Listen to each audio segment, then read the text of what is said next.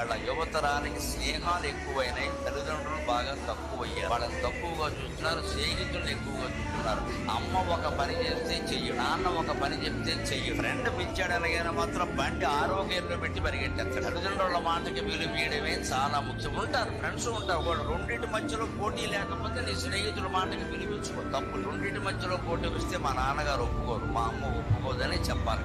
అప్పుడు ఆ స్నేహితులు కూడా నేర్చుకుంటారు ఎలా ఉండాలి. స్నేహం కోసం తల్లిదండ్రులని విడిచిపెట్టవద్దు. అలాగే తల్లిదండ్రులే స్నేహితులు అనుకోవాలి. కొంతమంది ఎదిగిన పిల్లలు, ఆడపిల్లలు ముఖ్యంగా ఎలా ఉంటారు, మా అమ్మే నాకు గొప్ప ఫ్రెండ్ అంటారు. తల్లి ద్వారా నేర్చుకుంటారండి. బహుశా ఆవిడకి ఇప్పుడు చాలా చిన్న వయసులో పుట్టుండొచ్చు. యవ్వనంలో ఉండే అమ్మాయి మనస్సు ఏమిటో ఆ తల్లికి తెలిసినట్టుగా వేరే వాళ్ళకి ఎలా తెలుస్తాయి. అందుకని ఊళ్ళో వాళ్ళు ఎవరన్నా అడిగితే మా అమ్మే నాకు స్నేహితురాలికి, వేరే స్నేహితులు నాకు అక్కలంటే ఆ తల్లి ఎంత ఆనందం, తండ్రి ఎంత ధైర్యంగా ఉంటాడు. ఆ ధైర్యాన్ని తల్లిదండ్రులకు ఇవ్వకపోతే బతుకు దండ.